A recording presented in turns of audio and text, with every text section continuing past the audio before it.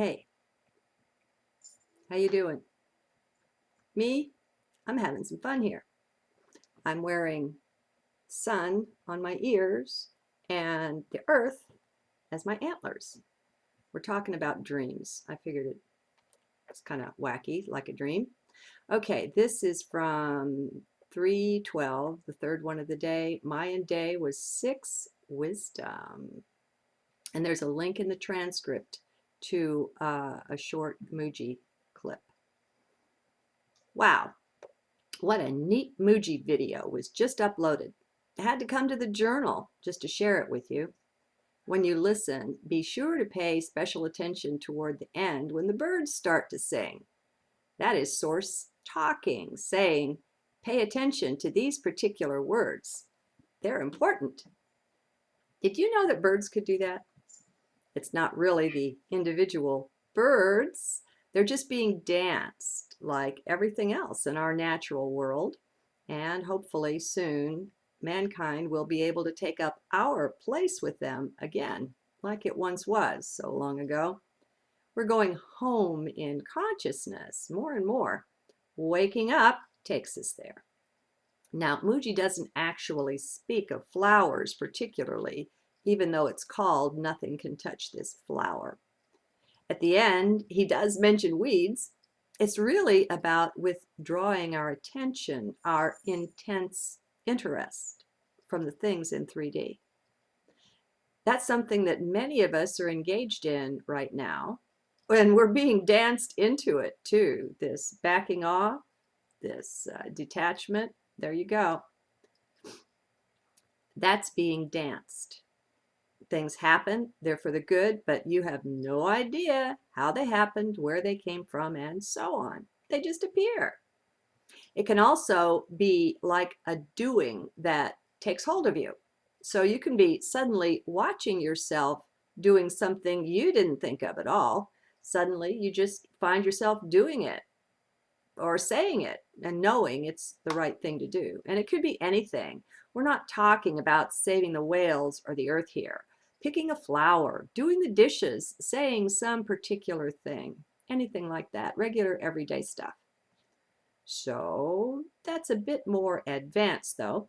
First, we've got to withdraw from the world a bit. Oh, we'll still be in it, all right. It isn't the age where we all go up mountains to enter convents and monasteries, and I'm thankful for that. No thanks. I got plenty of bodies off in the Himalayas doing that kind of thing in other embodiments. And I'm quite finished with the whole religion thing too. Not the people that follow religions, just the religions themselves, what they offer and what they want. That's yesterday's news. One of the first signs of the new detachment actually goes back a number of years. It is the withdrawal of so many people from their religions worldwide, only to enter even more deeply into the spiritual. It's not that their hearts pulled away from Source, but rather the reverse. It confused many folks too at first, the need to get closer to God by withdrawing from church. You bet some were confused. That was both evidence of this oncoming wave of detachment, or whatever wave it is that has detachment as a side effect, and the entering more intensely into the spiritual life. It's being danced. Can you see that? What's obvious is that it happened without direct recourse to mind or to will. People didn't think about it first. It wasn't a choice they consciously made. Moonlight, no, no.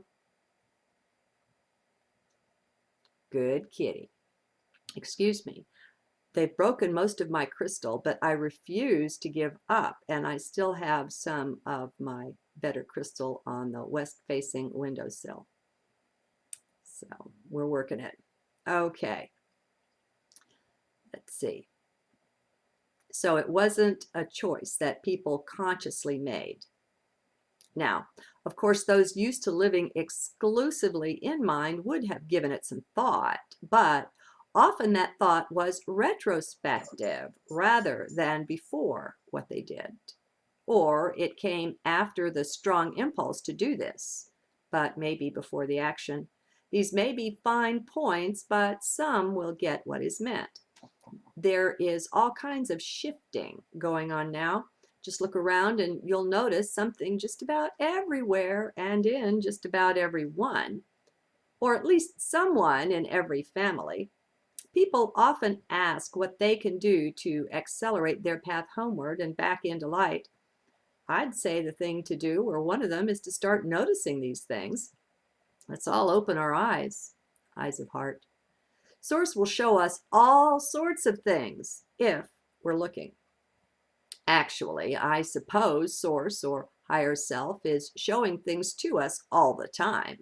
But for the most part, we're not picking it up. That would be all of us at one time or another, even Mooji and the sages. I sing the same song all the time, I know, but I don't know what else to do. When you know the very best answer to something, you don't offer second best just for variety. You stick with your truth. And that would be keep going to heart. That would be to turn your focus of attention inward, back on the self. Let the world take care of itself for a while you take care of you. Hey, why not give it a chance? It could work. Works for me. So let's say you have a job and it's kind of a drag. You try to be faithful, get there on time and all that, but it's just not your favorite thing in the world, huh? How handle this? Same thing. Go inside. While you sit at your desk or at your workstation, whatever it is, keep some attention trained on your heart. Limit your interest in things external to heart to only what is necessary for you to do a good job. Let's say not all the people at work are your favorite persons. Some may even be what you would call jerks, though that will change. But let's be nothing but real all the way through. What to do? Same thing again. Be in heart. At the coffee station or wherever you are on your break, make a conscious connection, both with your heart and theirs. It can be a quiet one. You don't have to say anything. I'll sometimes send an arc of light or energy from my heart to theirs, and this can help. You'd be surprised. And you think that they're the one that needs help, but sometimes it's you. You need an increase of understanding, and it can come on the reverse trip over that arc. Now, before you even get there in the morning, you have already set your intent to live this day in heart as much as possible. You have only the highest intention for everything and everyone you meet or work with. That's automatic with living from heart, your home base for divine love. Love always wants only the highest and best for everyone. Well, you are that. You are divine. Perhaps you forgot? With that intention going, when you send an arc of light from your heart to theirs, there's already a blessing that flows over that arc. What is happening here is that from your higher self to his or hers, the two make connection as well to bring the greatest blessing. What does love do? Well, as higher self, you're doing that. Now, you won't consciously be aware of much of this, chances are. What you'll be, though, is the witness, the one who is aware while watching the blessings start to flow. And I'm not saying you'll see much at first either. You may even see someone lose their composure a bit. Most people aren't used to handling much light, and you'll be a conduit for that. Someone may even lose their temper over something silly or other, but you won't be moved. You're just in watch mode. And that would be from the contrast between the high light and the low light, and it can be a shock. Now, don't go into this or anything with big expectations or any expectations about what you're going to do with your new technique. This isn't that. And that is just mine, not hard at all. See the ego there and just say no. Your focus is not actually out there on the others with whom you work. It's pointed internally, remember? You become aware of them secondarily as heart directs. What I'm saying is that if you choose to shift from head to heart and carry this over into your work life, the changes may be subtle, but you will notice a difference. You'll be making a difference, but so quietly that no one will know who or what changed. At some point, they may suspect you, but there's no need to say anything. Getting people's minds involved in such things, not the best choice.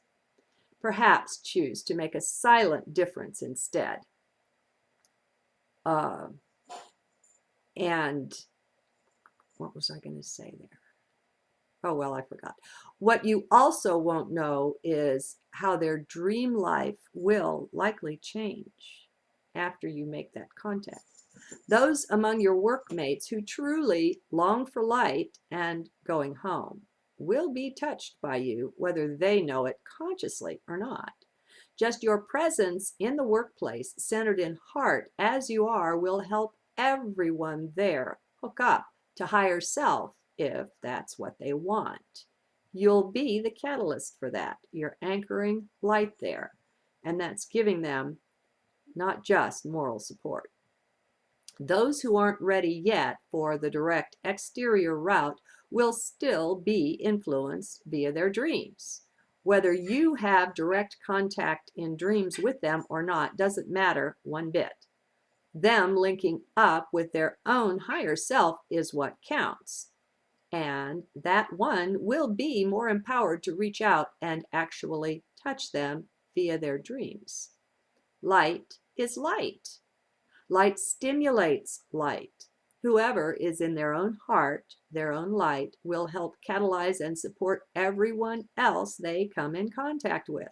It's a natural action that owes more to physics than to anything you might think you do. Oh, yeah, it's not you, it's physics. And do remember, your business is not with those other people or anyone else. Don't let your focus be there. Your business is strictly with you and your focus strictly in heart. What you see in them will be the outward appearance of what you're doing or being inside, or what's being done, since there's no doer anymore after a certain point. It just gets done. You are danced. Now, it can be a real challenge to remember that, real as they seem, no one and nothing but you exists. You are all there is. Now, your mind may well rebel against that, but check in with your heart. Heart knows. What sounds crazy to mind is common sense to heart once you spend enough time there, once you're really anchored. Like Mooji says in this video, the natural result of that is that the world more and more will just fade away.